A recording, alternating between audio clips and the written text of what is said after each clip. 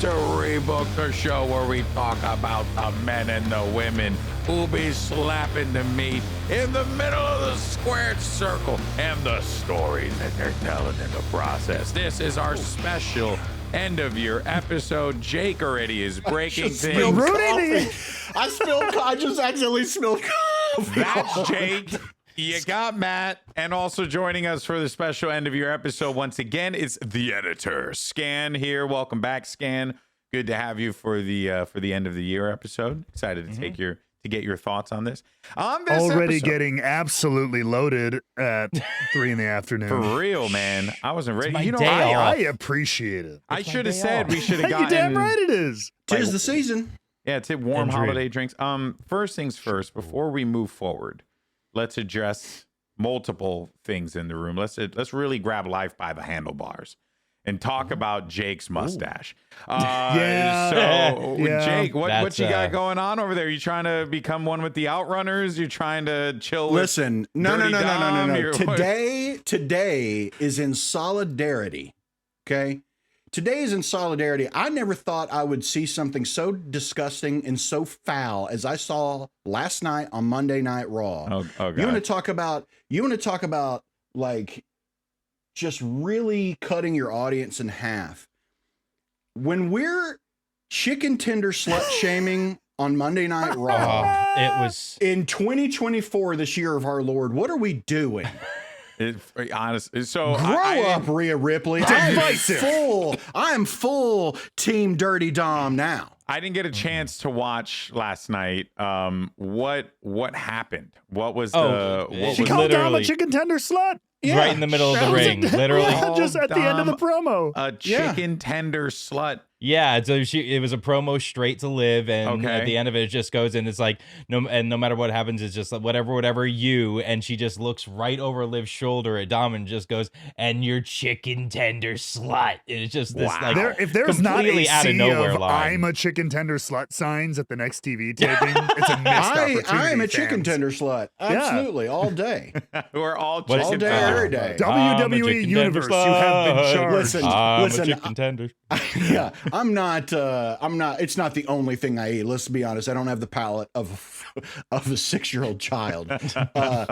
I'm a little. I like to think I'm a little better than that. But my God, who doesn't love a good chicken tendy? Yeah. I do. Yeah. I actually, we might have chicken tendies today. Our go-to meal is it's just like whenever Cynthia and I are just like tired, we don't give a fuck, whatever. Mac and cheese, chicken tendies hits every time. Every time. Yeah. Put a little basil Oh, on dude. that shit on the mac and cheese and make it a little fancy. Basil. Fancy. Yeah. You want a little Wow. fancy? Add I didn't know the king and So- queen were Yeah. down at your Oh, apartment. bitch, please act like you don't got a freaking thing of basil on the side, okay? Like what? Are The we? side? Yeah, like you know what I mean. No one has basil seasoning. Like you guys don't have a spice rack. Like is that? yeah, Of I've course, I definitely have got a a spice spice rack. Of course, There's I have basil basil. there. I believe it's pronounced basil. Ah, Basil. okay, then this fucking guy's gonna come in with the crap. Before we move It might on, be good. This is the last of the year. We all need a break. Yeah, see. We're cracking. Actually, funny thing, Scan and I were playing Marvel Rivals last night on stream, and then someone came into Yeah, thanks for the my invite. chat. Go ahead. I didn't know you want to play, but I will That's why you extend the invite invite. people. I will extend the invites moving forward. So we were playing and someone came into the chat and then they were like, oh, I didn't know you had a wrestling podcast. The new graphics are helping. And they were like, oh, I didn't know you had a wrestling podcast. And I was like, yeah. So it said it's Rebook Pod everywhere. And he looks it up and he was like, you have 50 episodes? That's crazy. Yeah, it is. We got 50 episodes. This is not a part of the canon though. We do want to be very Apparently, clear. yeah. This is not This is not a our spin-off? 51st episode. Non-canon. Yeah, this is a spin-off. This is not This canon. is not the main line. This is like This is the Disney Home holiday Video. special. This is No, not this is- Disney Animation Studios. It's This Disney is Home the Star Video. Wars holiday special. Yeah, exactly. That's what this is. This is the Welcome Rebook. to the So we're gonna get real weird. I think we should name it. I'm going to name this episode the Rebooked Holiday Special. That's going to be the All right. name Okay. of this I episode. hope it looks like a VHS tape the whole time. I love it. I love it. Before we move on, though, to what we're going to be doing, which is, of course, recapping our top three, each one of us top three favorite moments of 2024. We did have a really significant event that just happened, Saturday night's main event, real quick. Just want to get top level thoughts on it real fast. What'd you guys think of it? It was a great show. Great show, top to bottom. I was whelmed. Yeah, I was whelmed. Yes, Jake. Elaborate. Why were you whelmed? I was whelmed. Nothing. I didn't think anything crazy happened. Satisfactory work. It was sad. Yeah, The teacher says satisfactory work. You got an S. Yeah, absolutely. That's the grade for the. It was still enjoyable though. I mean, they did make it like a fun spectacle. The match results were pretty much what we anticipated. Except for me, I kind of thought they might go crazy being on network TV. Yeah. But they went pretty boilerplate, but it was still fun. And we got a new champion. And a 9-year-old champion. We did. I'm trying to get to the pictures, man, because I want to show it. I mean, it couldn't have come at a better time. Chelsea Green is now the first ever. It will never be taken from her. She is the first ever Women's United States champion. Fuck it, we'll just say it. The first ever United States champion.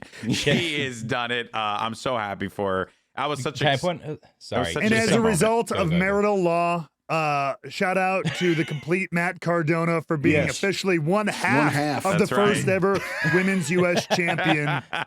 Shout out, buddy. We appreciate you. That's right. Scam, what were you going to say, buddy? There's a really, really cool kind of full circle story to this match that I really like. Someone pointed out on Reddit. I don't know. Tough Enough? The Tough Enough connection. Did you see that as well? No, they were talking about the TNA connection, which I thought was pretty fun. But the first ever time Chelsea Green was seen on WWE programming was her walking into the Tough Enough house in 2015. And in the first shot, the United States Championship was on the wall. And on the second shot, she was walking by a banner for Saturday night's main event. That's crazy. And isn't that awesome? Yeah. That's and it's crazy. just It was planned all along. That's so cool. I heard they That's booked it in called 2015. long-term booking. Yeah. Guys. That's what that. I mean, you talk about 10 years in the making, like we have been recently. I tell you what, that right there is what this podcast was made for. We predicted it all the way back then. Damn right. No, but honestly, this was a really cool shot. And I really feel like there's going to be something there with Piper and Chelsea down the line. Her gear. Oh, of course. Yeah, her gear with her face scattered across it was amazing. Beautiful. Also, Michin was like the perfect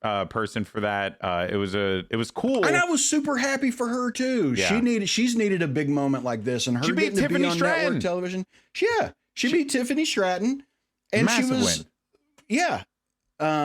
And she co-main evented Saturday night's main event. Yeah, it was pretty That's cool. a huge deal. I thought that was great. Happy and then for her. last thing, Winged Eagle makes its return.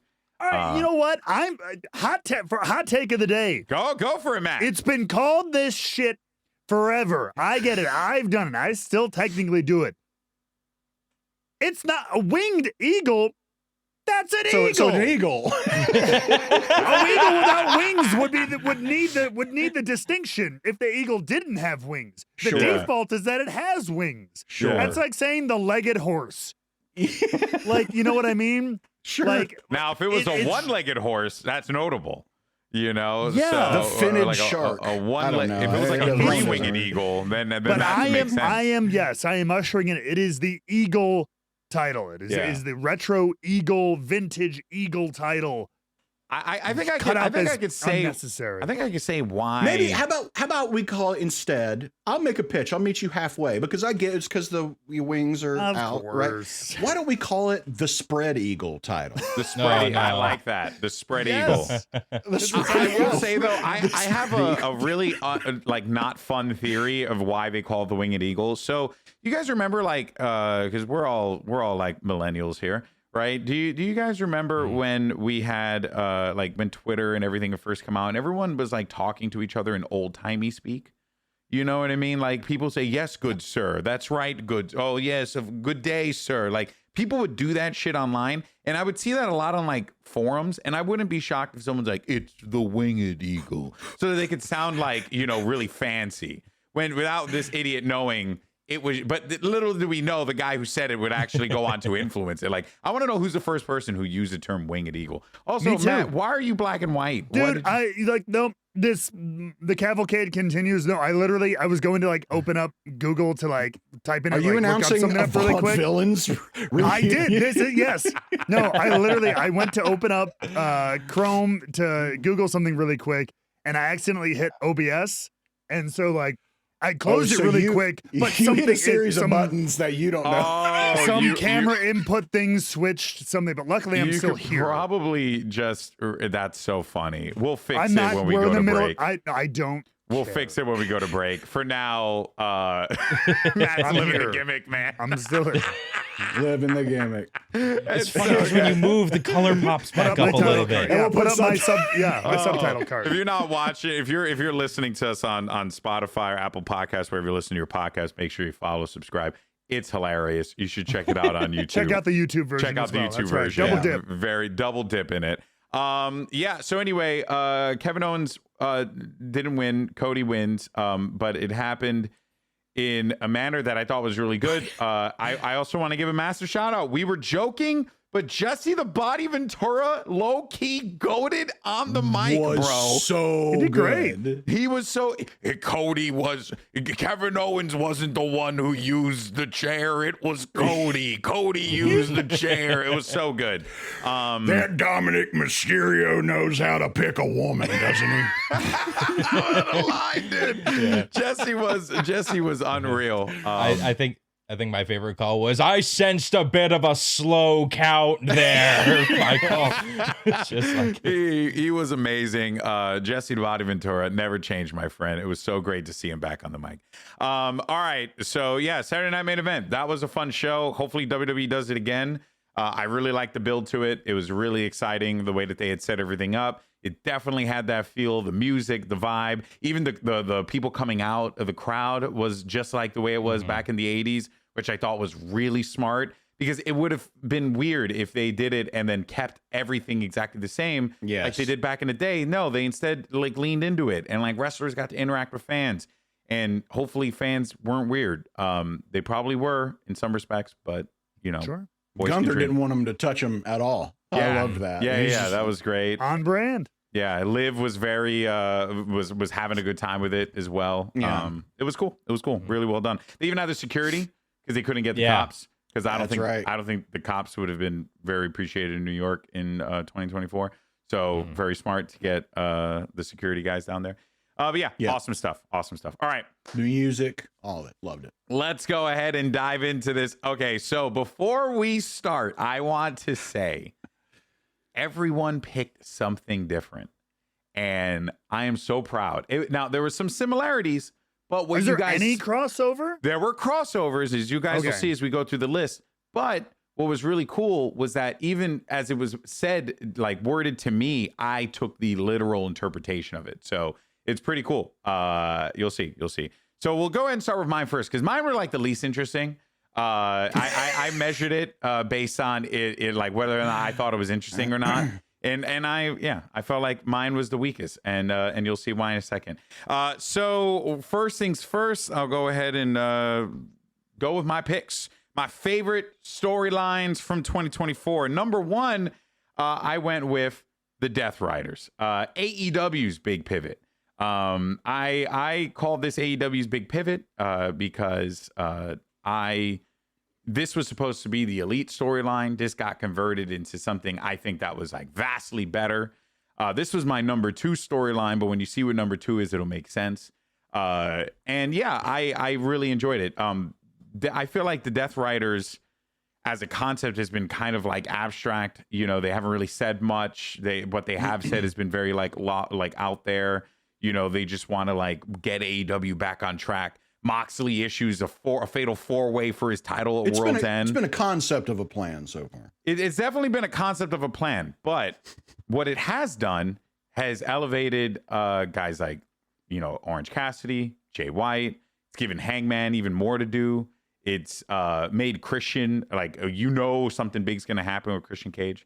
So, if you guys have anything to add, feel free to jump in. But if not, we'll just go ahead and move on to my second one. I think it was just It was I think it came at the right time. I think they needed it post All In and everything like that. So Yeah. I think it's been one of the more interesting things in that company this year. Yeah, no, for sure. And of course, that's the voice of Matt coming to us live from 1938. See, well, Death Riders here. They want to run the back door. FTR got more than they bargained for this week. Black bagged and sandbagged. Put out in the doohickey. What a crackerjack of a year they had. Oh, unbelievable stuff there. Yeah, so that was my first one. Number 2, it's the New Day. Yes, it is. I decided to include this thumbnail because I loved making this thumbnail because I took a trick from when they did Star Wars Episode 7 as spoilers, when Kylo kills Han, and you could see the moment where it transitions from red to blue on his face. So I decided to do the same thing here, red to blue transition in the background. But it's also because it's just been told so well. We still haven't gotten New Day's theme music yet. We don't know what the hell's going on with them. They haven't even been in the Nobody ring will yet. let them in the locker room. Yeah, last night. That was a nice touch. Yeah. That was an interesting way to keep it going. This was such a universally hated thing within the narrative universe. Yeah. That everybody has decided. I only wish Miz had walked by and they looked at him and he was just like, don't look at me. Yeah. Yeah. Just so you Sucks, guys doesn't know, the story, the New Day coming in at the end of the year bumped the story, which was Big Bronson Reed's rise to the top. That was the other story that I had. So that one's on number 4. But this one was just so good. And it was done so well, so fast. Which I think has made it even more have it had a little bit more sticky. And had that little hiccup with whatever was supposed to happen with Odyssey Jones. Yeah, bro, for real, man. You guys just I moved almost on. feel like he was supposed to replace Big E. Mm-hmm. I think so too. Yeah. I'm Is sure what I something think. along those lines. Yeah. Which would have added maybe a little bit more to the story. You know what I mean? Mm-hmm. But now it's even better, I think. I think it's even better than what it could have been. Anything else you guys want to add, or you guys good with this one? Absolutely. All right, for my last one. This one, no, I'm gonna tell the AEW, my God, the Rebooked audience, why this is it's an AEW one. Why this is my number 1 story. When I watch professional wrestling, I get very high. And I think about and when he records this podcast. And considering how much he true, watches professional wrestling. I watch a lot of professional wrestling. That's my secret, Cap. So I just get really, and if, by the way, if that's too much for some people, I completely understand. But hear me out. The reason why is because I really get in. I think about storylines, and I think about the time that they've told the story and how much they've dedicated to it. And this story in particular was awesome. And it's the tale of Daniel Garcia. It has probably been one of AEW's most well put together storylines from It's an understated story. Mm-hmm. That's a good choice. I like it. From the time Daniel Garcia joined the Jericho Appreciation Society, right, till now, they have told one threaded story with Daniel Garcia, a guy who is trying to find himself, discover who he was, embrace who he was, which was why he did the whole, dance gimmick, right? That was like a big part of the storyline, embracing who he was, but then really becoming and displaying why he's one of the greatest professional wrestlers in AEW's roster right now. Just so freaking good, so consistent, can fade into the background when he needs to, as we saw in Collision this week when Orange Cassidy was definitely taking more front and center, but also can be the star of the moment, just like when he faced off against Okada and they had the draw at the Continental Classic, to even him getting the title to begin with and the lengths that he went to take out Jack Perry. All that was just really good. And also another understated part of the story is Daddy Magic. A big part of this story has been Daddy Magic on commentary selling the story of Daniel Garcia every single time he gets out there. Him struggling to get the big wins against Will Ospreay when he fought, the MJF arc that happened to. Daniel Garcia is putting together a body of work in AEW that I think is just more people should be talking about it. It's brilliant. I've loved it. And the reason why I'm able to think about all this is because I enter into another dimension of thought. And when I'm in that dimension of thought, I see the threads. I see the narrative threads. Anything else? Anything you guys want to add about this? Anything? I don't know if you guys had anything to talk about with Daniel Garcia in particular. No, that's a good one. It's very cool to see his right. Yeah, this year in particular. I mean, like, I don't know if that's what you were doing, but I would stop short of saying it was one continuous thread. I think it was kind of happenstance of like, tried something, it didn't work. As he's got a story of a lot of wrestlers. Of like, tried something, it didn't work. Went back to the drawing board. Tried this. Oh, that's kind of different. Didn't work. Threw something weird at the wall. Thrust in his freaking hips. Yeah. Okay, that kind of worked, but it's like, all right, now we're kind of one-dimensional. We got to get away from that. But all of that while building your rapport with an audience, getting that, and that people know you, so now you can break out into that. Like, all right, I'm a real contender. I'm a real player. Yeah. So, whether, from the things that were intentional to the things that were happenstance related, like, it's been a very cool. And this year in particular, his change and his maturation has been really cool. Yeah. I will say that when I think back to Daniel Garcia's debut in AEW as like a pure indie wrestler, to him joining the Jericho Appreciation Society, to him having, a few like middling things happening in between. But the hip thrusting thing was actually like a really fun story that, brought a lot to the table. It was great. It was great. I think it unlocked his personality. It really did. Sure. It unlocked his personality. I think it unlocked his personality, and when people reacted to it, it gave him the freedom and made him more comfortable. Yeah. To try stuff and be himself. And I think that's, I think that's a big lesson for, well, anybody in life in general, but especially for a young wrestler. Yeah, for sure. Well, that was mine. That was my 2024. Excellent year. I've loved every minute of it. But the thing is that everything else that's been listed on this list, I could have easily had named it. I decided to go differently because, to be honest, like, man, we have so many good things to talk about because now it's going to get good. All right, so we're going to Scan. And Scan, okay. You gave me 3 awesome stories, 3 awesome individuals to cover. So let's go ahead and start with your first one. Go ahead, lay it on me.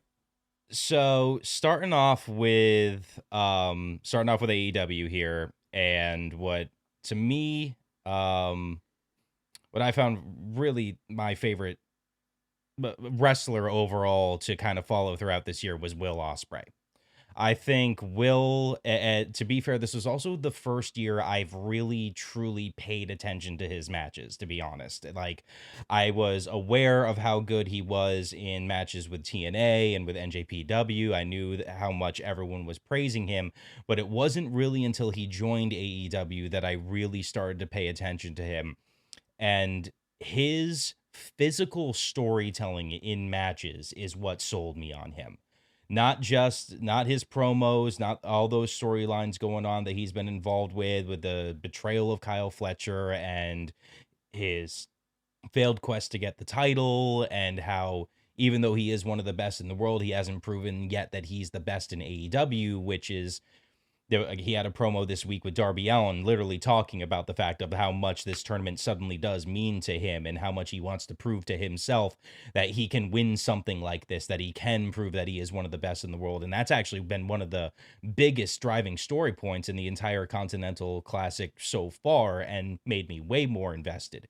But him versus Ricochet, him versus Pac, his in-ring ability to tell the struggle of a match, especially over how long some of his matches are.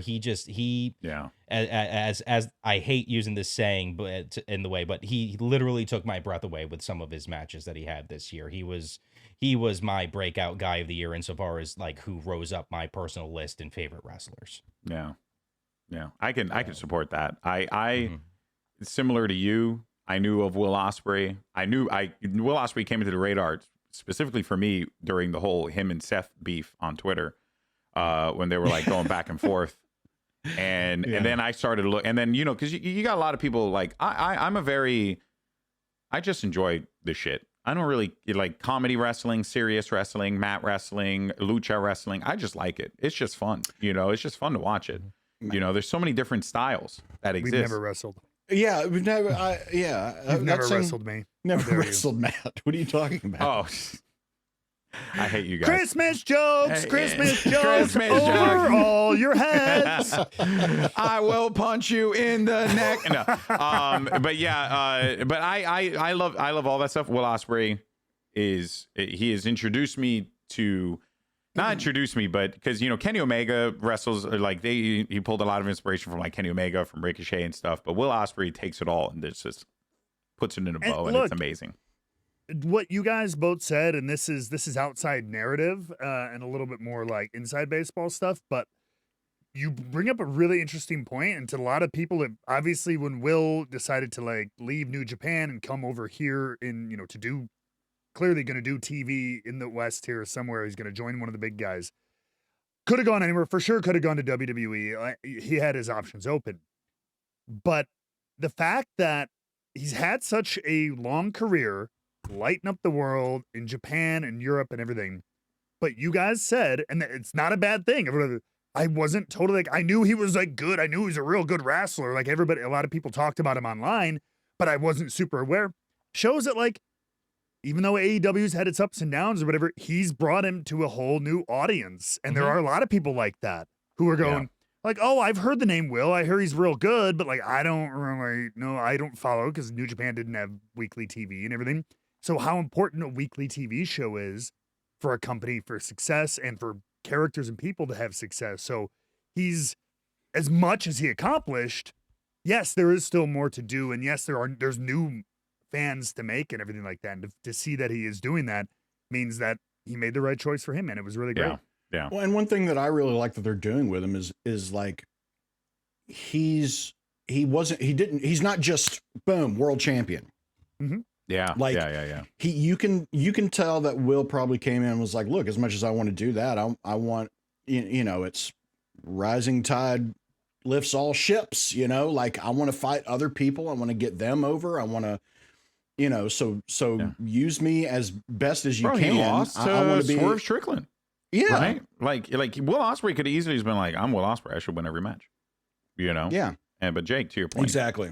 Yeah, he did it. So I really like that, and I appreciate that.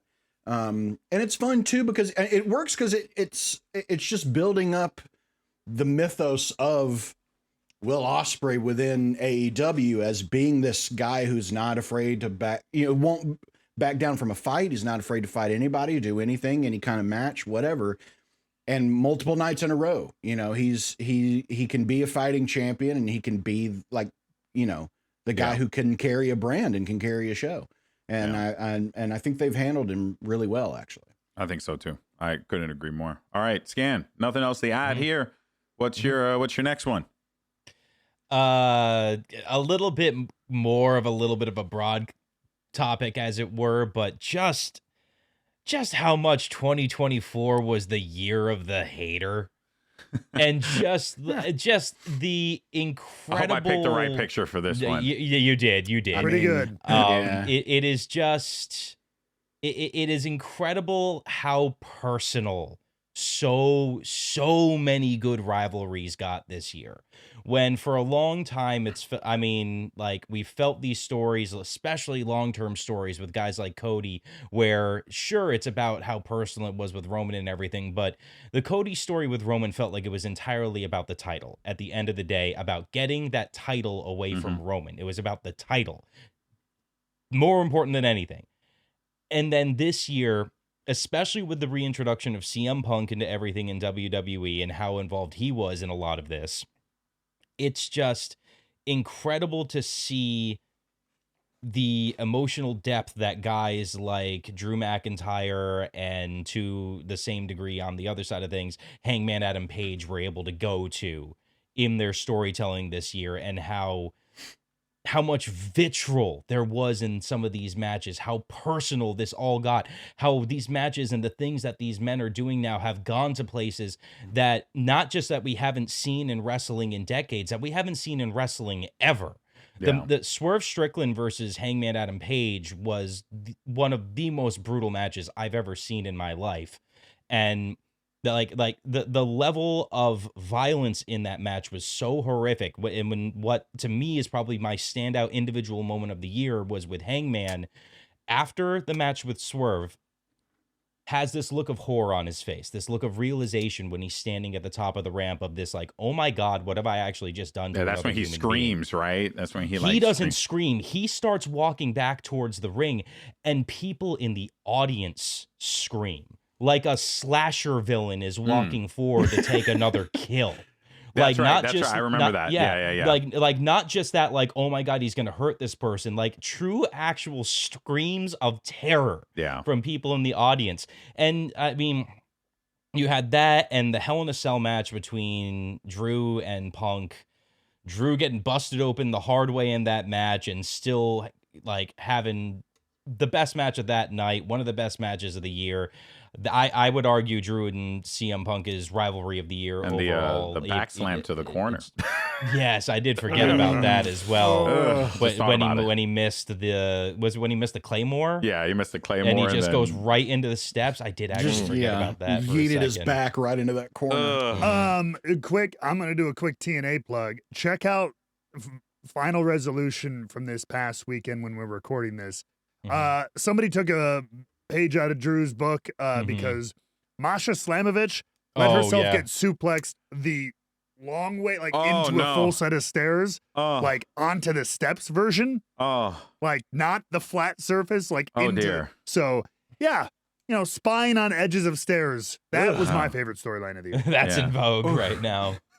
I like that. That's a good one, Scan. It's true. It's a very good point. Anyone else want to add on that, or are we good to move forward? No, I think it's good. I agree with Scan. It's brought about this year feels like it's brought about a whole new version of a heel in a way. Yeah. It's good going back to that of, going back to the Jake the Snake's. Who let a snake bite a grown man in a wrestling ring, like that kind of shit is wild. And then Justin Body took it and skinned it and put it made in a jacket. into it. And they mentioned it multiple times in main event. So I like seeing that kind of stuff. It makes the faces step up in a new way too. So I like that pick. Yeah. And let's not forget what it was 2024, right? The infamous talking about haters. Which started it all for us, talking about haters this year. AJ Styles flying across the world to drop LA Knight for like 10 seconds. That's the only thing he did. Because that was in Australia? And Daniel Garcia. Right? Yeah. Oh, yeah. Oh, right, yeah. Stealing and pawning off the Dynamite Diamond ring to be able to fly over to London in order to screw over MGF in his match. And the lengths...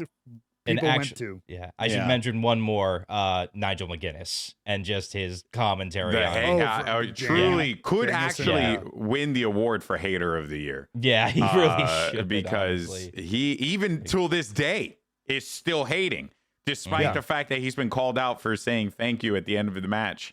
Also, Nigel McGuinness, man, having one hell of a shout out to that guy. My God. Happy for him, man. Happy that he was came back in. All right, Scan, hit us with your last one.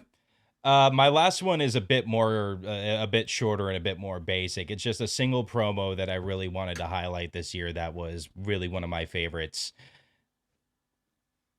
Swerve Strickland and Bryan Danielson. Bryan Danielson exclaiming in the middle of the ring for the first time. They've said it for years. I'm the best fucking wrestler in the world. Yeah. There was something so cathartic about that moment for anyone who's been following his career, who knows the way that he views himself, speaks about himself and everything, for him to acknowledge that on a level that the fans have been telling him that for so long. This being a cap on a run of his that I think is going to go down as one of his AEW run towards the end. I mean, not that it's over. We know it's not over. He will be coming back for matches here and there. He's not fully retired.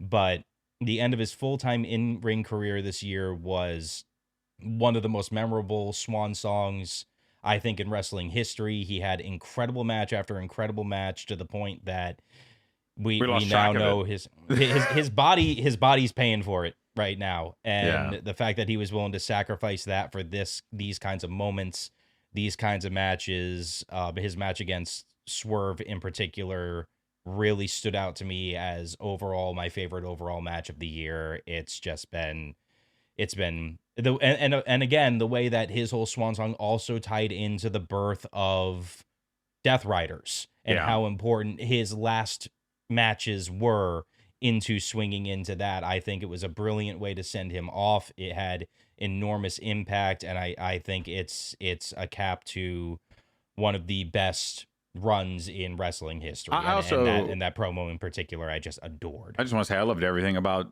Bryan Danielson's AEW run. His first run, whatever it ends up, we'll just call it that for right now.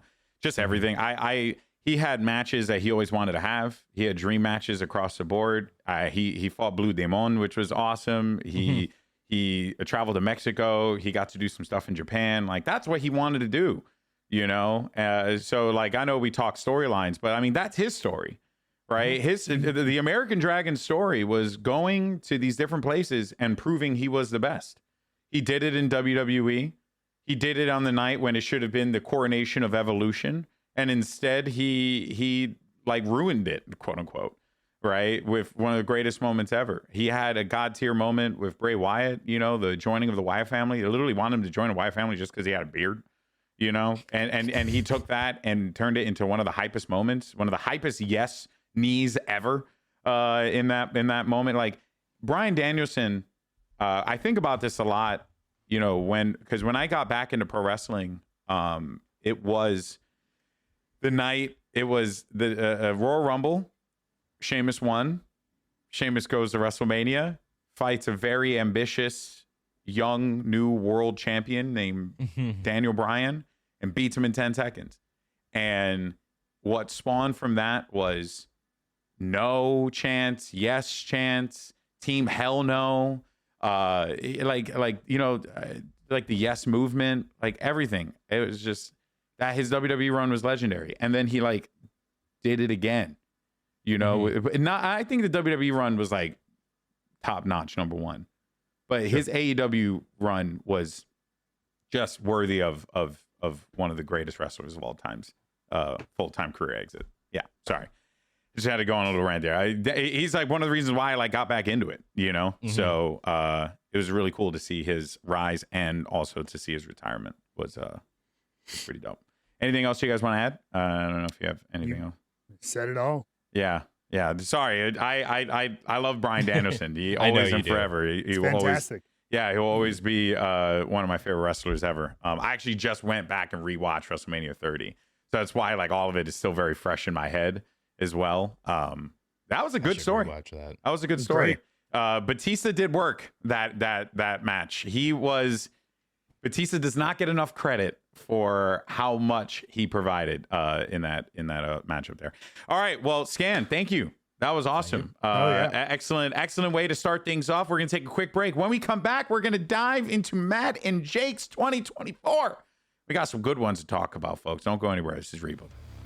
Hey everyone, if you want to join us on Discord, you can go ahead and click the link in the description down below right here on YouTube, as well as on Spotify and Apple Podcasts. Join us on Discord so you can be a part of the conversation where we talk about all sorts of things happening in the world of professional wrestling, on top of the fact that we're just a couple nerds. We just like talking about wrestling, talk storylines, talking all the fun stuff. Check us out on Discord. You can click the link down below. We'd love to have you join us. It's a good time, and we'll see you there. All right, everyone, welcome back to Rebooked. Matt is back with us in the year 2024. At least 1965. Guys, let me tell you, the Model T was lit. Wow. I'm just saying, like, you have no idea, like, We're missing out.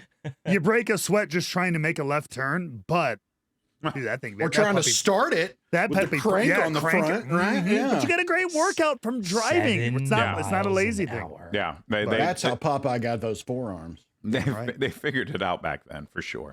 They had so many things right. They didn't have polio vaccines, all those things.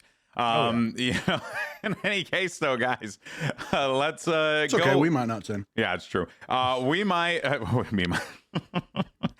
Let's go ahead and move on to our favorite parts of 2024. If you're just joining us, which would be crazy because that is like, you know, then you only really care about Matt's opinion. in which case that hurts. That makes a lot of sense. No, that does make sense, actually. Also, why did you just click to the middle of an episode? That's true Yeah, too. that's a real weird thing. Unless you just Chapters, really no? like Matt, and then in which case makes sense. We all like him too. All right, so Matt, I don't know if you know the order you sent it to me is the order from the bottom to the top. So I was gonna go from top to bottom. Is that okay? So you're gonna end with the last one I sent. Yes. Okay. All right. Cool. All right. Go ahead and start. Production. I'll fix it. Don't worry I about thought top to bottom was pretty clear. Go for it. Matt, your start. So you go for it. Yeah. So my these aren't really in a particular order, but like I wanted to talk about them in a particular order, but I don't have them as like my 1, 2, and 3, because they're all really good, as well as what everybody else has said so far.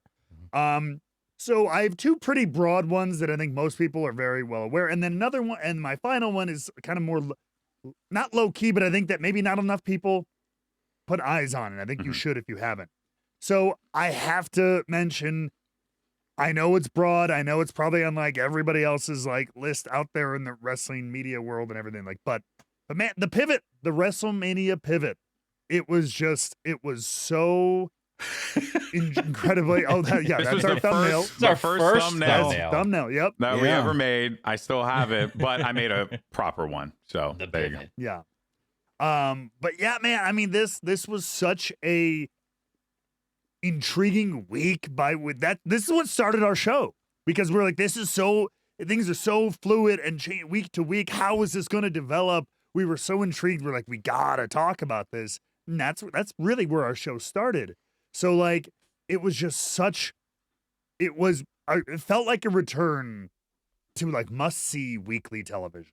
Yeah. And I agree. Everything, but it was just that vibe of like, I got a man SmackDown. Is The Rock going to show up? Or is Seth going to be there? What's going on with that? Is he still having his title match? Like, he's got Drew to worry about. How are they folding it? It felt so fluid, but in a good way. And considering how many factors changed and all that stuff in real freaking time, kudos to them for like how they ended up booking those shows and those TVs. And it all being The Rock's idea. Well, yeah, of course. I mean, that's what's most impressive about it. I mean, when you're The Rock, you just Thanos snap and things change. Things happen. And so things get made. We should have made that the thumbnail. Yeah. But yeah. So like, there's not much to say. You all lived it. We all lived it. You all, the whole wrestling world couldn't shut up about it. Yeah. And for good reason. And so like, for me, it was hard to think about this year without. Which all the story in and of itself, just the pivot, the behind the scenes part of it, but then how they played it out on TV was fantastic. And then it culminated in the thing we've been waiting for 3 years, which was Cody finishing the story. You know what I mean? I will say too, what was great about this was that it showed that, because remember, prior to this, years and years, it was literally just, well, I guess we're just going to see Brock Lesnar and Roman Reigns fight each other again in the main event of WrestleMania. How we get there? It's probably going to be some bullshit, right? And it kept happening. It was like 3 years. And don't get me wrong, like the matches were always exciting. There were good matches. Brock Lesnar and Roman Reigns are good wrestlers. But the story just was not there. Like it wasn't there to make me care about it. The roles were all over the place. Like it just wasn't there yet. And then in comes the pivot. Because the pivot proved that people want compelling, interesting storylines with their wrestling. They don't just want good wrestling. They don't just want good storylines. They want a healthy combination of both of them. And they don't just want star power. Yeah, and they don't just want star power, because at this point, Cody was 2 years into his time in WWE, having just come from AEW. He was big. He was big. They were preparing him very much so for this moment. But the fact that they were like going to pull it in the last second, what and then like the SmackDown promo will always blow my mind. Cody coming out and saying, I want that belt, but not right now. Oh my, that was like, but not at WrestleMania. Not at who thought of that? Yeah, what wrestler would ever say that? Like, that's crazy. So for them to have pivoted off of that, the way that they did was just brilliant. Go for it, Scan. I don't know if you had something. Just the pendulum swing from that exact promo where I was honestly at that point about to like I legitimately give up on WWE with that storyline. I would same here. I was completely checked out at that point. And then just suddenly the press conference promo of Cody walking out and just going, "This is bullshit." And I literally remember going just like, "I'm sorry, what?" Just like this like true sit up in my chair like, okay, this is about to get really good. Like suddenly this has gone from being something that I'm almost watching out of like not Pavlovic, just out of tradition at this point, because I just still want to follow up with what's going on in WWE, to that being the spark of it truly making WWE much real quick must-watch television. Remember that SmackDown I talked about, the bottom graphic was this press conference at the end of that SmackDown. Mm-hmm. So that's why everyone tuned in, because they were like, how the fuck are they going to explain how and why this is happening? And then The Rock goes up there with a freaking family tree. Yes. Oh my God. That was an image. That was good. That was good shit. All right. Anything else we want to add, or Matt, you good to move on? I'll just add that, the other thing about that gives it such weight and power this year is the fact that too, with all that, as exciting as it all was, and it paid off and everything, putting Cody on top, it paid off. Like, he became the face and like stayed there, and people like it. Like, you know what I mean? People wanted it. We wanted Cody to win the title, but you never know. Sometimes it's like people are like, you get what you want, and you're like, oh, well, okay, cool. But like, he's not as cool as the other Sometimes guy. the juice isn't worth the squeeze. Sometimes it falls off a cliff, but he hasn't. He's still been great reactions and still captivating people. And then now, as we're closing out the year, I think he might have his second best or equally his best storyline going on right now with Kevin Owens. So like, he's had the staying power that they wanted. So it worked. I agree. It worked to it like a charm. I agree. All right, Matt, your next one. Yeah, my next one, again, this is another very broad one, but I felt remiss because for so long, for so many weeks in a row I think on this show, I was like, this is my favorite thing each and every week. But it's Liv and Rhea, man. And Dom, of course, man.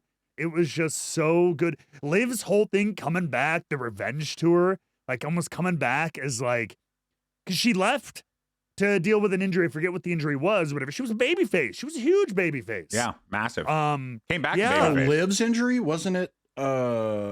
Shoulder. Rhea's the one who got injured. Maybe. Well, no, but before. Oh, right. Liv was the babyface champion. Rhea was a heel. Liv gets hurt, goes away, comes back, and they think it's going to be a big babyface, but they flip it on its head, and she goes on. She's trying to take out Becky. She's trying to take out. And then Rhea gets hurt, so they get separated even longer, that inevitable clash, and it just built up and built up. And then coming back, the involvement of this was the other one.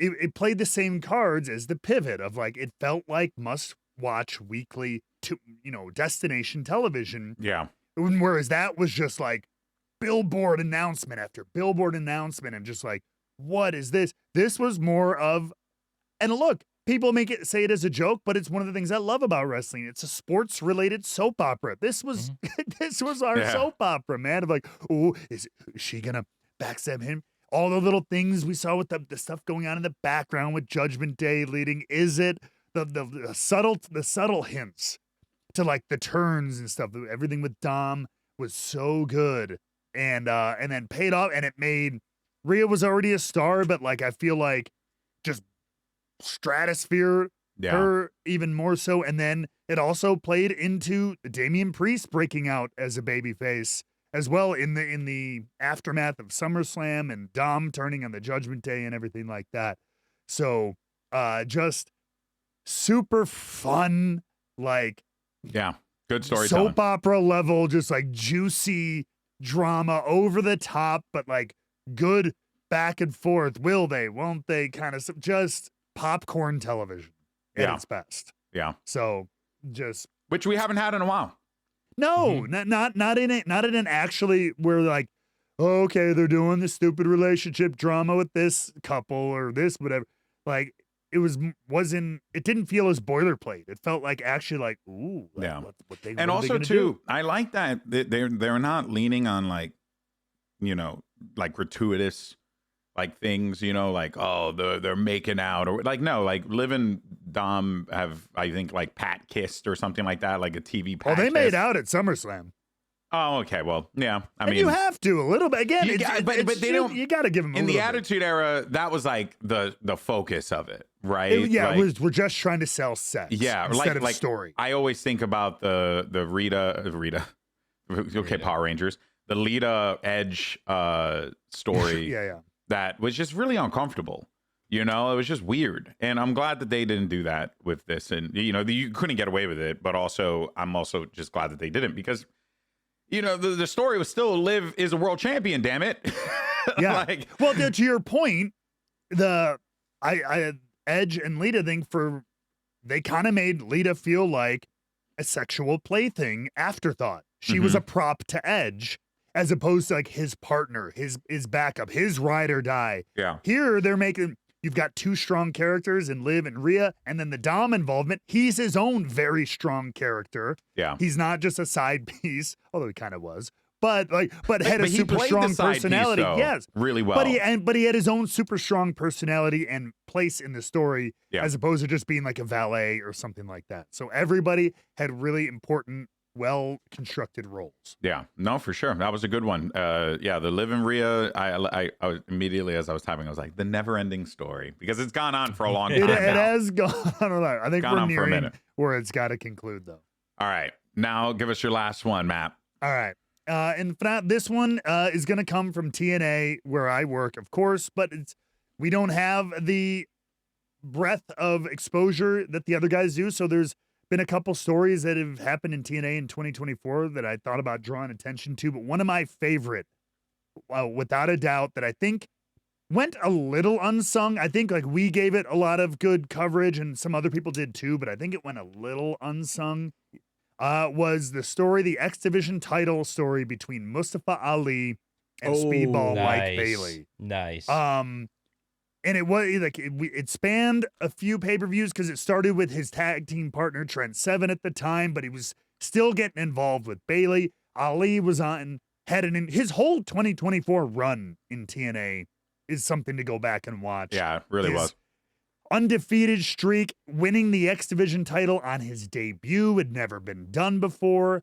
And then this politician character that he always wanted to play out in WWE, and then eventually tried to in NXT, but it was kind of tied down with a lot of different things. He really kind of got to play with that.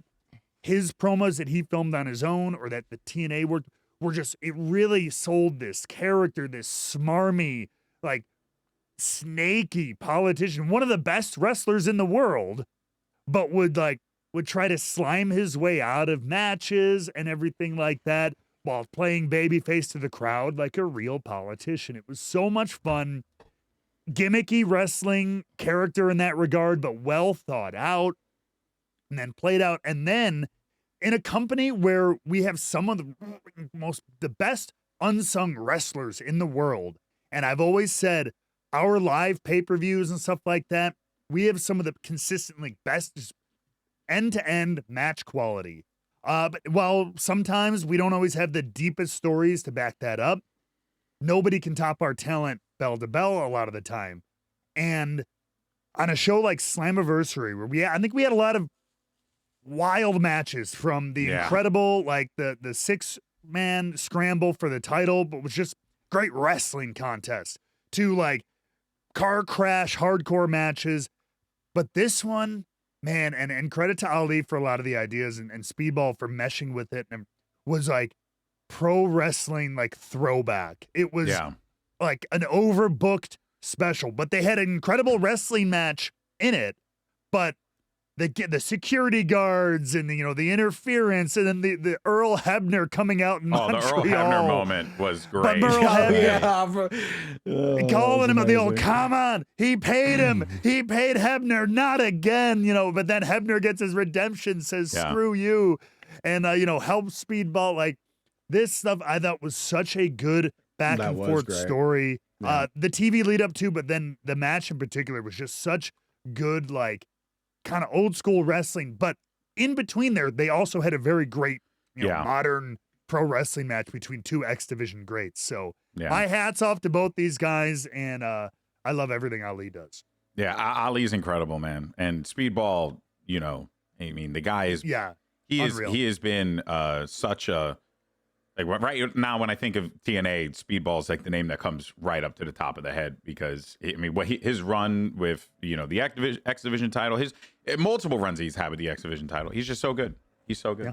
He's unreal. Anything you guys want to add to this, or are we good? No, I do remember watching that match in particular because we talked about it on one of the episodes. But we did, yeah. That moment, when Hebner came out, I was like, oh well, what a pop too. What a pop, man. I was like, this is over. But yeah, when he got his moment, and you had a great call on that too. It was, that match was so much fun. And it was great. I would definitely put that up there with like the top matches of 2024 for sure because it had a lot.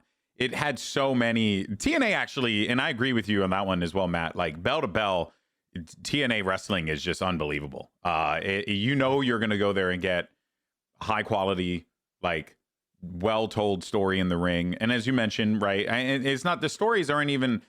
I think like if TNA had like a schedule that was very reminiscent of like a weekly NXT or weekly WWE where like they could do live stuff, like it would be you guys would also be crushing that too because TNA has done really good stories before as well, and TNA takes so many risks, and that's really the thing I want to see more of from TNA in 2024 or 2025, excuse me. It's more risk taking, because they're their absolute best when they're just trying new shit out. Like I'll never forget the Hardy Compound. That thing inspired, and I'm almost certain WWE looked at the Hardy Compound fight and was like, okay, during COVID, we could probably do this as well. Dude, cinematic matches were born with Broken Matt Hardy and TNA. Yeah. The whole idea of it. Yeah.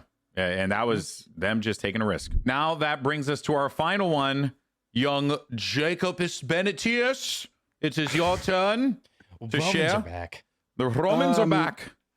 It's been a great year for us. Really has. It's been so awesome. But not without its negatives. And one I'm going to call out. I'm sorry, I'm going to do it. I know we try to be very positive on this show, but I have to give away a dishonorable mention. Oh. I don't have a graphic for this. And it's to the Korean barbecue place that tried to poison me at TNA Rebellion this year. He's sworn off Korean barbecue now, guys. What a nightmare. What a nightmare that was. My guts were great. Yeah, I bet. Mine remain in Las Vegas. That's okay. It's not the first time part of me died in that city, so it's okay. But just wait till we come to LA, baby. Yeah, yeah. Thankfully, I did not have a graphic for that. What do you think we're going to get for food? Oh, I know. We're going. I'm popping some Tums, and we're going to go. Yeah. It's going to be fine. I'm just glad I didn't make a graphic for that last one. That's good. That's good. All right, let's go for it. But no, really. Actually, TNA Rebellion was one of my favorite moments because it was the first time we all four were able to get together. Yeah. The show was a blast. I remember one of my favorite matches from that night was the Full Metal Mayhem with Frankie Kazarian and Eric Young. That was crazy, dude. That was wild. That was wild to watch it so up close as well. Yeah. That was startling. I forget what moment it was in the match with you, Jake, that I have it on tape where just whatever happens and you at the top of your lungs just go, "What is wrong with you?" It's just screaming at the... Yeah. Oh, what match was Crazy it? It was Steve. Crazy Steve. He's crazy. Yeah, the man's crazy. But that whole all that was a blast. That was such fun. I'd be remiss if I didn't mention another huge thing from TNA this year, which was Joe Hendry was wildly over this year and had a great year and looks poised to have an even better 2025. Excited to see that. But it was, we said it at the beginning of the year. I think we said it on the first show that what a time to be into wrestling and what a time to get back into wrestling. Yeah. And there've been so many great stories. So let me go ahead and mention my third one, I should say here. I tried to pick something that really personified what we're about on this show, which is story, right? And storytelling and one of the things that I've really appreciated about this year's a lot of long-term storytelling that we've been seeing, but also the variety of storytelling we've been seeing too. Yeah. And this one is a classic storyline of just clean old-fashioned hate. Number 3 for me this year was CM Punk and Drew McIntyre. Mm-hmm. I mean, think about this. This story technically started a year ago. Yeah. It started at last year's Survivor Series when Punk returns. Yep. Because Drew left, and whether or not that was a shoot, we don't really know. But that's also what made it so compelling is hearing about that reaction and seeing the storyline and that was what really sent Drew over the edge, right? One of the big things that we've been praising with Kevin Owens is him being right. You know, that's one of the things that we've really been harping on. It's like, Kevin's right. So was Drew. Drew was right too. And that's one thing that made this so good. And it just kept getting worse and worse and worse. And it was great because it was kind of a, who do I cheer for in this situation? Because Drew's doing despicable shit, but Punk's also playing right into what Drew's complaining about. Yeah. You know, it was almost as if Punk like felt that there was this, you know, point of no return with Drew, right? And that it was just like, well, I'll just become a self-fulfilling prophecy and be your worst nightmare then, because if there's no going back, then what's the point? So let's squash this beef and let's squash it now. And it was, I mean, Drew was twice seconds away from being a world champion again this year. Yeah. And he was screwed over by CM Punk. And then for it all to culminate with, I mean, who would have thought that Drew McIntyre got a bracelet over? Yeah. He got a bracelet over. They were selling this online. They were selling. Wait, were they really selling the friendship bracelet? Yeah. That is They so started funny. selling versions of the friendship bracelet online. WWE and capitalism. Let's go. And then for it to end with Drew dumping a bag of all of those little bracelet charms to then be the one who takes the bump on him. They sold those little charms to the kids too. Yeah. Yeah. I mean, it was, loose and everything. I thought that whole storyline was so well done. It somehow went from 0 to 60, but then you just stretched for the whole time. It never felt too slow. It never felt rushed.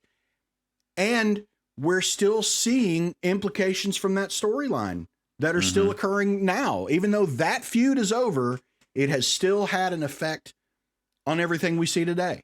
Yeah. And I think that that's what made it, to me, a tremendous story this year. Yeah. Yeah. And to your point, if we want to consider this thing really kicked off at Survivor Series last year, they didn't wrestle until SummerSlam. Yes. The injury played a role, but they kept it going. They didn't just like, all right, pull away from it. That's we'll have him do great something point. else.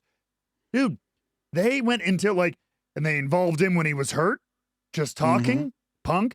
Then they involved him when he was clear to move a little bit, and he just did a little bit. Right. And then they kept working it until he could finally wrestle, which was 9 months later or whatever. So and they kept it interesting. And then you also had these beautiful moments with these great shots of CM Punk leaving in his car and Drew pulling up right behind him and saying, "Where's CM Punk?" Yeah. Oh, yeah.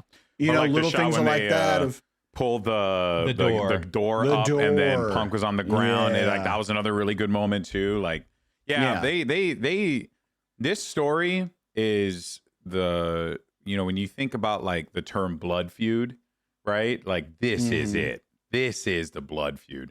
I will say though, my one only criticism, which again, I don't even know if it's like a real one. It could be a fraudulent one, but you remember when Punk did that press conference, and then they were like, "Oh, so you guys are gonna fight in Hell in the Cell?" And then Punk goes like, "We're not." He like lost his shit about that, and like, I can't help but feel like now that was like very much a planted question, because it was like pretty obvious that this would go to Hell in the Cell if they were gonna do. After the second match, I was like, they're 100% going to do Hell in a Cell. No, for sure. To be fair, though, I think the initial reaction was because it was kind of a marquee question. His question was, well, since you guys already hate each other so much, do you think we could just skip your first match? Could just be a Hell in a Cell match? And yeah. Which hell up. Yeah, that's so silly. Like, let it. I think his point was just let us tell this story. Like, we'll get there. Yeah. I think his point was, we'll get there. Shut up. Yeah, but I think it's the fact that. You start out. You don't start out with full penetration. You got to have a little foreplay. It's like to keep it. God damn, more clean. Keep it for you nerds. You know how many comic book fights or whatever are there where frickin' broke himself. Like in theory, or action movies where it's like, if you just shoot the guy, he's dead. Yeah, and it's like Indiana Jones with the guy doing all the stuff with the swords. And it's funny, but like most of the time, like, yes, of course, if I just did this, or if Superman just shot his laser eyes, that guy would be gone. But like, it's more interesting if he takes this, and then we escalate to this, and then we escalate to this. Yeah. It's I just think overall though, couldn't agree with you guys more on Punk versus Drew, the blood feud. Personified, truly. All right, Jake, your next one. All right, my next one is another example of the beauty of professional wrestling, the kinds of things that you can find, when you watch a show, and look, when people think of pro wrestling, they think of sure the pageantry, but they usually think of the violence, the anger, the yelling promos, and it's just like, it's like when people think of New York City, they think, it's the concrete jungle, right? It's just, but every now and then through the cracks of that concrete blossoms something beautiful. And that happened in professional wrestling. Life not only found a way, love found a way. Oh. And that's why my second story of the year is Liv and Dominic. That, so it's basically the same. It's basically the same that you said, Matt. But it's different. But it's just a different perspective of it, right? That whole thing of, but just like you said when you were talking about it, the so much of this story was initially told in the background. That first time where we saw Liv leave a room in the back during an interview. Yeah. And then 3 minutes later, Dominic come out of the same room. And to this day, it's not been addressed. Yeah. We all know. And you know what, though, too? It also kind of attributes WWE's new kind of way of approaching storytelling and making you really pay attention. This was, Liv and Dom, I think was like, correct me if I'm wrong, but I'm pretty sure this was like the beta test. This was like the first one that they actually like really focused on with all the background stuff. There was a ton of it. Yeah. Yep. Yeah. And like, I just think this whole thing was told so beautifully. It again had, this story had its dirty fingers and other storylines that has affected things. It's still affecting things now. This has been a long-term story that's been told because, like you said, I mean, it was with, Dominic being tortured nightly while Rhea is not there was one of the most entertaining things to see. and props to Dominic's wife for starters. For putting up with this shit. I mean, damn. What do you come home and say, Dom? I don't know, babe. It was for work. Like, we're actors. I take such exception to this. We're actors. No, I know. I'm joking. No, I know. But I get it. But that Dominic knows how to find a woman. It's real to me, damn it.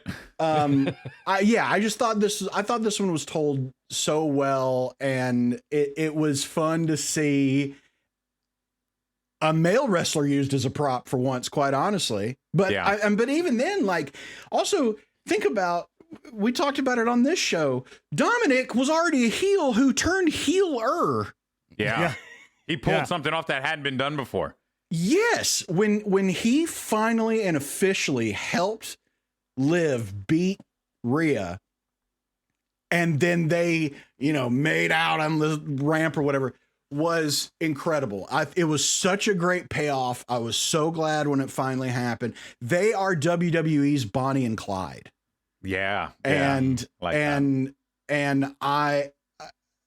love it. I hope they don't ever break up. I hope they have a long, fulfilling, and happy kayfabe life together. That's what I hope that they have. On-screen kayfabe life. This was one of my favorite stories of the year. Yeah. I couldn't agree more, man. I mean, because we started this with the pivot, and then we really leaned into it. But this storyline we talked about every week while it was going on. Yeah. We every time something, I think it only really cooled down once like Raquel Rodriguez had showed up, and it became more Liv and Raquel, not Liv and Dom. But it's still there. It's still there. And also Dom grew a lot as a character. Boy. Yeah. Coming out of this big time. Like, you look where Dominic Mysterio, he's another one, right? Like, kind of look at like the story that has been developed with Dom till now, right? Him being, the son of Rey Mysterio, teaming with his dad, turning on his dad. Son of who? The deadbeat, all that stuff. Like, I think Eddie Guerrero. Eddie Guerrero, yeah. I'm so sorry. His stepdad, he's the stepson of Rey Mysterio. Anyway, but it was, I couldn't agree more, man. Great. I mean, and Dom last night got booed out of the building. Like, he might be the best heel in wrestling, and I'm not even joking. Like, I can't believe that I'm saying that, but it's a different, like, it's a heel, that you just like, you love him, but you want to boo him just because it's fun to boo him. Yeah, the guy can barely talk. And anytime he gets his hands on a microphone, it's deafening. Man. It's deafening. When people flip around on him, oh boy, it's gonna be crazy. Oh yeah. But Liv might be my woman of the year in professional wrestling. Yeah. Okay. Yeah, I think she might be. I can see it. Yeah. She can make a case for it. Not for only thing for me was that her run with the belt is getting good now, but it wasn't that great. The belt took a sidestep to the story that was being told, but the story needed to be told in order for the belt to get back to where it is. So you kind of earlier in this show, someone is saying, "Well, this feud was only about the belt."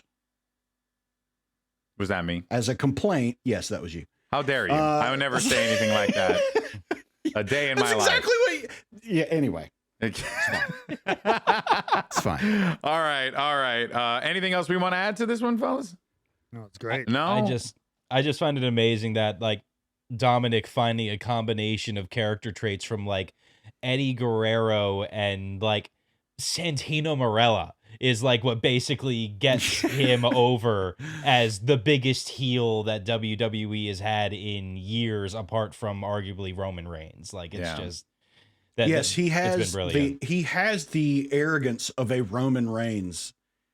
If he's like, he has the arrogance of a Roman Reigns. It's like if you gave Dominic the super soldier serum, he would become Roman Reigns. But it's an unearned arrogance, and so you hate it even more. Yes. And he's also this scrawny turd that you just want to slap in the mouth. So he's basically a Nepo baby. That's what he is. He's a Nepo baby. But here's the thing. And honestly, that's one of the things that I hated about him coming into WWE at first was I was like, he's there because he's Ray's kid. But my God, has he grown so much as a performer? And he's one of my favorites now. Yeah. I gotta give him credit. He's one of my favorites now. All right, Jake, hit us with the last one. All right. Here's my number one story of the year.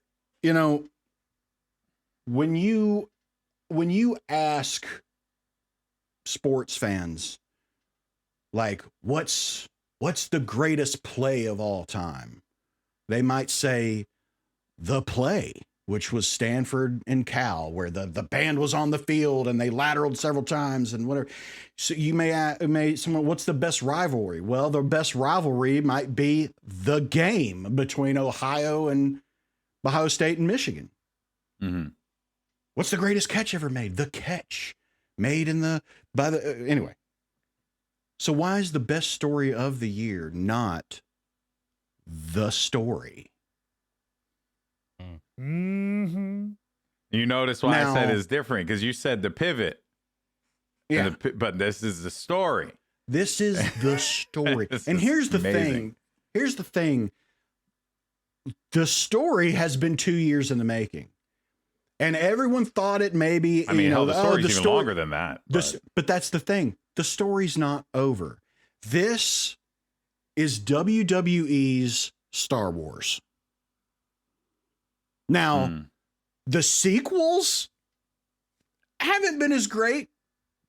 They've been entertaining, but there's been so much that they have afforded themselves because of this story. This is the most meat on the bone story we have seen in a long time. And when I say meat on the bone, I mean like that frickin' one in the opening of the Flintstones that tips the car over, that kind of meat, because it is still, it has ramifications are still happening today with Kevin Owens being one of the most prominent. And this was the thing too, is when I was thinking about like, well, what are my favorite storylines? Because I did think of ones like, I love what New Day is doing right now. I love what KO is doing right now. But I was also like, I think I have some recency bias. And this set up so much. This is responsible for the stuff with Kevin today. It's responsible for the stuff with the new bloodline. It's responsible for stuff with Seth, with the Usos, with Sami Zayn, think of how many people this story has affected and how it is still seeing those effects today. This story, like I said, it's the story, right? It became kind of a joke at first, right? But this, I also wanted to make note, because you mentioned like how it affected things. I mean, look at this picture, right? It's a little bit bad quality. Yes. But look at this picture. Sami Zayn, right? We're seeing the effects of Sami Zayn involvement in this moment. And with Roman Reigns. Sammy and Randy have already suffered for their involvement. And Kevin Owens is in the background here as well. And there's another person in that photo right there who had some involvement with the storyline recently. And that's Paul Levesque. Yep. Triple H. Man. Back here, him, man. Yeah. This story, this is what's great. It's the classic no good deed goes unpunished. Yeah. That's what Cody's story is. Everyone thought it's this great feel-good moment of Cody coming full circle and finally, getting what he deserved and what he's earned. But what about all these other people? Yeah. What about all these other people that got him there? That lifted him up, who lifted him up, but now don't feel like they lifted him up. Now they feel stepped on. That's a beautiful story. Yeah, we're remembering lots of things. I mean, there was such a long time, and I think at times it was good in wrestling where it was like the WrestleMania was like the season reset, and it was like, okay. And now you maybe get a little bit of an aftermath, right? That's what Backlash was for. But then somebody gets a rematch and we are clean slate onto something new, kind of total full stop. This is like World War II. Is it like, well, we won, yay, big victory, right? God, the crisis averted. Okay, true, but man, that country's in awful shape. Wow, man, this has been bombed to hell. Oh, these people are impoverished now, and now resentment is building over this result, and the geopolitical things is like, yes, big victory, but there are consequences to big victories. Yeah, and then the ramifications are still coming. 100%. I mean, look, at WrestleMania, we danced with the Ewoks. We did it. Yeah, we did it. So many references. The emperor's dead. The empire is crumbled. Yeah. But now here comes the First Order, led by Solo Sikoa. Yeah. And like the First Order, they're very ineffective at first, but with like a few standouts. Yeah. You know? Yeah. Like but now we're getting into our Last Jedi era and with Kevin Owens, and things are getting dark, you know. So I want to say as well that the reason why this story worked out so well is because there's like multiple layers to it as well. There's not just like the WWE story, because the WWE story is great too. Cody, you know, comes back after all these years of betting on himself, comes back, you know, is himself the American Nightmare, fights Roman at WrestleMania, comes up short because he can't contend with the bloodline. Then the bloodline continues to grow. You end up getting your endgame moment where he wins his title. Like, that was all well done. That was all great. That's just the WWE chapter. That's like ignoring the Ring of Honor chapter, the NWA Cody's his chapter. whole actual career in life. Everything about the story, because the story is more than just like the belt. The story with the belt was his dad's story, right? Every time he talked about finishing the story, it was, oh, I want to win the belt because it's the belt of my dad never won. So that was his dad's story. So he finished his dad's story, which is like fucking great that you can continue to build off of that. Go for it, Jake. Every great ending, and this is in movies, this is anything, and just in life, any great ending only has weight and meaning to it because of what happened before it. Yeah. And that's what's been so good about this story. Yeah. But now I mean, this really is like, you know, our most viral video of the year was the Avengers thing on Instagram. Yeah. And because it's true, that was a Nexus event. WrestleMania was a Nexus event. Yeah. And now it is completely reshaping and we're seeing how WWE builds off of those Nexus events, right? Like they're doing it now with the CM Punk joining the Bloodline for that battle, and how like that was a Nexus event almost. Like, they definitely, I wouldn't be shocked if it comes out down the line that they ended up hiring a Marvel writer, like an MCU writer, to like do all this stuff. And the guy was just like, hey, my old boss, Kevin Feige, had this great idea. Let's just go ahead and do that. Anything else that we want to add on this? Scan, Matt? Anything you guys want to add? Just as you say, that how the ramifications of this are still spreading out of this story, and how the story isn't ending.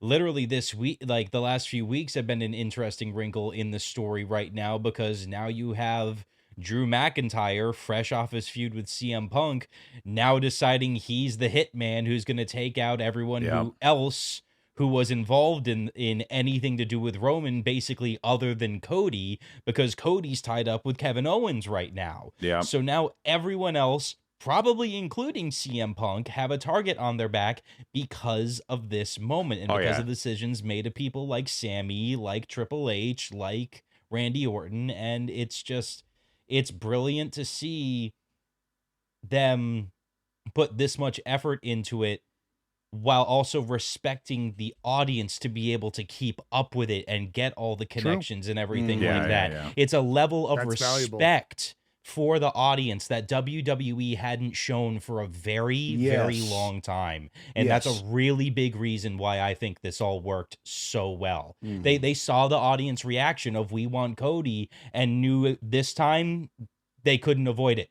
They have to pay attention to these the voices of the audience. They have to respect the audience this time around. And they didn't just respect it. They made diamonds. And I don't want to hear any from the crowd of, well, they should have known better in the first place and they shouldn't have done it. Brother, everybody fucks up. Yeah. Everybody makes a mistake. And Have it's you not like ever they were known bringing WWE to own up to making a mistake and then correcting it? Yeah. And it's not like they were bringing in a nobody to face Roman Reigns. They were bringing in The Rock. Right. Yeah. It was crazy. It's now occurred to me that Drew McIntyre is the Punisher. Yeah. Okay. Yep. And except his wife and kids are his title hopes. Yeah. Yeah. Anyway. No. Figure that one out. Yeah. No. Oh man. All right, guys. Well, that was our favorites of 2024. Let us know what you guys think in the comments down below here on YouTube, whether you're listening on Spotify, Apple Podcasts, wherever you get your podcasts. Let us know. All right. You can also check us out social media, Rebook Pod. We want to hear from you. You got a Discord too. You saw an ad for that earlier. Might as well join that so we can continue the conversation going. And just because we're taking a break on here doesn't mean we're going to in there. Come chat with us. We're talking wrestling. We're in there. We interact. We love hearing from all of you. Please. Please let us know what you think of the show. Let us know what you think of just wrestling in general. What's your favorite moment from 2024? If you got thoughts, we want to hear from you. And that, of course, brings Thoughts and opinions. Thoughts and opinions to our second to last part of the show. Who wins the Royal Rumble? Peaked. He peaks it every time. Every time. It sounds good on the Audacity recordings. All right. So this, of course, every week since, for the last 15 weeks now, or I don't know how many weeks now has it been? I don't know what number. We have been, based on the whims of the storyline, we determine who we think is going to win the Royal Rumble. Or the whims of our mood that week. That's true. That's key thing this week. So here we go. And we got a few good ones up in here. I'll start it off. Oh boy, this is okay. There we go. Scan, we got you joining us one more time for 2024. You went with Xavier Woods and Shayna Baszler. Ooh. Yep. Okay. Just brief why? In general, just two wrestlers that I like a whole lot. I've always liked these two in general. But I think Shayna Baszler, I want to see, and I think it could happen in 2025, Shayna Baszler return to that, hey, I'm the woman who won the entire Elimination Chamber match, Shayna Baszler. Hey, I'm the woman who retired Ronda Rousey from WWE, Shayna Baszler. And I really want to see her return to that form. The Queen of Spades. Yeah, the Queen of Spades, exactly. And then Xavier Woods, and I said this when I gave the suggestion to Matt, could you imagine the heel turning heel moment even more of Xavier Woods being the one to eliminate first Kofi and then Big E from the Royal Rumble for him to win that match? That would be heat on a scale that I don't know if we have seen. It would overtake Dom. It's my time. It's my singles title time. Yeah. It's not Big E's time. It's not Kofi's time. It's my time. They had their time. That'd be really cool. All right. I like those choices. All right. Jake, Kevin Owens, Chelsea Green. Look, Chelsea Green's along the same lines as Scan is more manifesting than it is anything else. Yeah. I'm just so happy for her winning the U.S. title, but it would be so much fun to see her. Just imagine how bratty she will be having also potentially the U.S. title and a Royal Rumble win. Have the Royal Rumble winner. Oh man, that would be so much fun. Good. But I just now more than ever think Kevin Owens is winning the Rumble, and I'm riding that horse till the very end. It's going to be Kevin Owens, because now that he's got a Renegade Winged Eagle belt,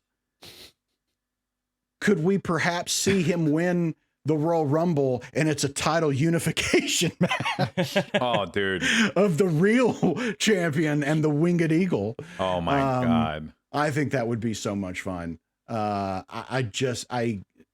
give me another title run with Kevin Owens, and just a good one. I love this version of Kevin Owens.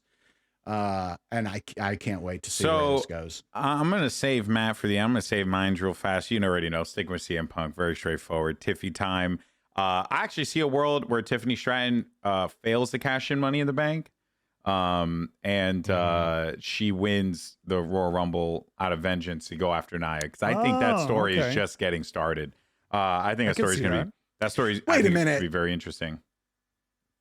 Did Matt change all of his men's answers to Kevin Owens? Owens? I wanted to go with Matt. How did I not notice that this whole time? Who designs this graphic? He makes this I'm not document. some Photoshop wizard. Look, me and Jake from the very beginning have been dead set on KO. Ride or die, KO. You know what I mean? So look, You are a menace. I'm just sticking with the plan. Me and Jake sticking with the plan. We know who's going to win. You are a menace. I don't know There's what room you're on the talking bandwagon. about. But you There's didn't room pick on the one for the bandwagon. women. No, No one wins it. No. No one. No. Yes, I think there won't be a winner. I think we will not have a definitive winner. I think we're gonna have. I talked about. Is my highlight a blank screen? Look, I talked about the potential highlight of like a redo of the Brett Luger moment or the Cena Batista moment maybe a couple weeks ago. No, I'm talking about like I think we're gonna get like double, like 4 women are gonna fall out at this. The final 4 are gonna fall out at the same time, and it's gonna be absolute chaos. And they're gonna have to do some kind of follow-up match. And they're like, look, if they can pull the pivot off, they can pull off like a nobody wins the Rumble kind of story. And maybe not even by choice. Maybe they're gonna have some big spot happen, and it's gonna go totally awry, and everyone's gonna fuck it up, and then they're gonna be like, well, this is this year's pivot. Yeah. How do we have these like 5 girls or whatever, these 5 women, do something different to bring this story back to WrestleMania? Now, but also to be clear here, Kevin Owens, you were consistent the whole way through, right? Like we'll never find. There'll never be any evidence of the contrary. Not 50 other episodes. Or however many of these you guys all started doing wild out of the door picks. I lost my gimmick. I had to step it up a notch. It's fair. You did. You really did. You really did. You were all Well very done. level-headed for. I did one out of the box. I still think Big E's girlfriend could win the Rumble. I don't it's know. very true. And listen, Right to Censor Ivory still has a chance as well. So There's always still a has threat. chance. All right. Well, this is going to take us to our final segment of the show, the Rebooked 24/7 Champion of the Week.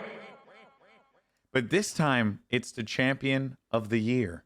It's it who- is? The 365. whatever. I didn't know that. I had one for the week. Yeah, it could be Well, for we'll the do week. It one could for be the week. anything. It doesn't matter. Yeah, it doesn't matter. It's the last one of the year. Who wants to go first then, Matt? You want to go first? Then since yours- let me go yours first is because for the mine's just kind of like measly week. Yeah. Wow, you're gonna feel bad when I say mine, you piece Never of mind. crap. Oh, God. Because my 24/7 champion of this week was a shout out to my late great friend Brody Lee John Huber, who his birthday would have been yesterday as of Tuesday recording this. Yeah. So I was just thinking about him yesterday, seen a lot of our friends post. But now I feel like a douche. Yep, you're a pretty bad person. But no, we love him and we miss him very, very much. He's one of the good ones, one of the best ones, really, as far as human beings go in this business. So we miss him every day. Don't know a single person that I met who had anything. You couldn't. He was just a good dude. He was just a good dude. What is it? It's Monday. You know what day it is. You know what that means. You know what that means. Yeah. So much so AEW took it, and I like that they use it. It's a good. I will say that will forever be one of my like hats off to AEW is the way that they handled all of that with John Huber and his passing. It was awesome. Yeah. You could tell how much they loved him. It was very cool. Very cool. Yeah. You know what? I'll go next since mine's a little sappy as well. My rebooked of the year is rebooked. It's this show. When I had come up with the idea to do a podcast like this, I immediately thought of 3 people to reach out to make this happen. Scan, because I mentioned to you before in the last episode, you do so much and you're always so responsive and helpful, and it goes a long way. Thank you so much. Jake, you and I worked at G4 together. We had so much fun working together for the brief time that we were together, that we had to keep it going. We always said we were going to do a podcast, and I know you didn't believe me, Here we are, 51 episodes later, and You said this wasn't an episode. 50 and a special, you son of a bitch. Sorry, Get it 50 right. and a special, and then of course, Matt. I mean, you didn't have to do this. You're fucking, WWE former WWE. You're the only wrestler, one who lends any goddamn credibility to That's this in the first why we have place. credibility on the show. That's why I'm the only one who gets paid. Thank Yeah, you. it's crazy. My check didn't clear last week, by the way. Just FYI. Scan, handle that. But yeah, seriously, I couldn't thank you guys enough for doing this, and I also want to thank everyone who watches and who listens. Making a podcast is very hard, and I do all the only thing I don't produce is our shorts, scan handles, all of that. It's very difficult, but it's fun, and it has been the most fun that I've had doing anything personally in years. I love working as an esports commentator, but after a while, you kind of lose the passion like you once had. So doing this actually reignited a lot of my creative passion. So thank you guys. Appreciate you. Hell Appreciate yeah. the people We watching. love it. All right, now enough of the sappy bullshit. Unless we got more sappy bullshit. What's our other ones? Who's next? Yep. Scan. I'll go. Okay, Scan, go for it. Mine's just kind of a more fun one from something that happened this year. Thank you to France for reintroducing singing in crowds to wrestling. Yes. You fun. guys absolutely changed wrestling crowds this year. Well, first you got to give a shout out to Puerto Rico though, because Puerto Rico I do. did it first. Yeah. So Puerto And then the Rico French did it in a stole big way because of Bad Bunny, of course. It was only Bad Bunny, to be fair. Ain't no one singing but Randy it was Orton. big. I mean, that drone shot of the crowd singing his theme song was huge. But the Il est vraiment phénoménal, la la la la, that freaking chant in particular was like, the way that they made everyone start singing Randy Orton's theme now, and So I mean, good. people were used to the Whoa and Cody's theme song, but now they're singing all the lyrics in that. They literally in a single show changed the crowd energy of WWE, and it's something that I think deserves its own kind of tip of the hat. That show was great on its own, but that crowd was what made that show. You're and they there. really stood out this You're year. paying money. Lose your shit. Sing, scream, just don't be a dick, and that's honestly it. That's all you got to do, and it's not hard. Trust me, life is not that difficult. Just don't be a dick. All right, I like that one a lot. Ooh, life is difficult, but don't be a dick. Well, no, life is difficult, but you don't need to be a dick. That's the best way to go about it. Jakob, you're next. I had one from last night. I have two, but one from last night stuck out to me the most. Carlito, because the man last night and this is also maybe how Judgment Day is on the way out. Carlito couldn't play as himself in WWE 2K because he didn't have the DLC. It's never addressed. It's just him with his name selected and he's blacked out and he's just going like, yeah, I gotta go back and watch that. Oh my god. So and the fact that Judgment Day can't even afford the DLC anymore. It's crazy. They used to get the nugs. Now they can't 100%. Get the DLC. No, unbelievable. No, nothing. But the one that I really wanted to give it to, they made an appearance on Saturday night's main event, and we see him quite frequently. My 24/7 champion of the week is the Blue Thunder Bomb because it never wins anything, and I think it's time. It's time. It really is, dude. It's time. It's time for the Blue Thunder Bomb to win something. There's so many people who always do it. Yeah. Yeah. And but it always makes seemingly like a nice false finish. For some reason, always do that. Such a good looking. Yeah, it's such a good looking move, and it's because Sami Zayn. Okay, and also Sami. Let's talk about this real fast, Poppy. The reason why you haven't won is because you keep putting your hand on their chest. Get on them. If you do the bomb, jump on them and then hold them back. That's how you're supposed to do it. If I was in a wrestling match, and obviously knowing let's say I believed it was real. I will do everything in my power to keep that person down on the ground. Yeah, I would lay my whole body on top of their body and just like, I would. You guys plank just on their described body. pinfalls. Yeah. Well done. No, but I'm saying like I won't let them kick out. Okay, Yeah. they're not getting out of that. I will suffocate them until they give me what I want, which is a victory. And as Jim Ross likes to say, more money for the win column or something like that. I love that. I love that. Anything else, Jake? Are you good? Is that? I love it. That's a fucking blue thunder bomb. What a great way to close it out with the blue thunder bomb. But anyway, change. I know, right? Hey, it closes out something. Finally won something. You know what? We don't have to pick one. They were all great. I agree. Everyone's great this year. But like just I like said Matt's before, finish to the Rumble, nobody wins. nobody. Damn right. We're all Happy losers. holidays, everybody. We're all losers here. Happy holidays. But yeah, that's going to do it for us, guys. Again, I said it to Sappy stuff before, but thank you so much for joining us on this journey. We're going to be coming back in 2025. We're going to have more guests. We're going to be trying to do more things. We're going to, hopefully the four of us will be able to talk and discuss what we want to do for the future. Maybe live streams, potentially, like live editions of Rebook. Maybe Patreon, so that this way we can probably make a little money off this thing. I don't know. We're really just trying to figure it out. But as always, if you guys have feedback, you have thoughts and opinions, feel free to share with us on our Discord. Best way to get in touch with us. And you can also check us out across all the social media at Rebooked Pod. Thank you all so much for an incredible 2024. We look forward to seeing you in 2025. Stay safe. Happy holidays. Merry Christmas. See you soon.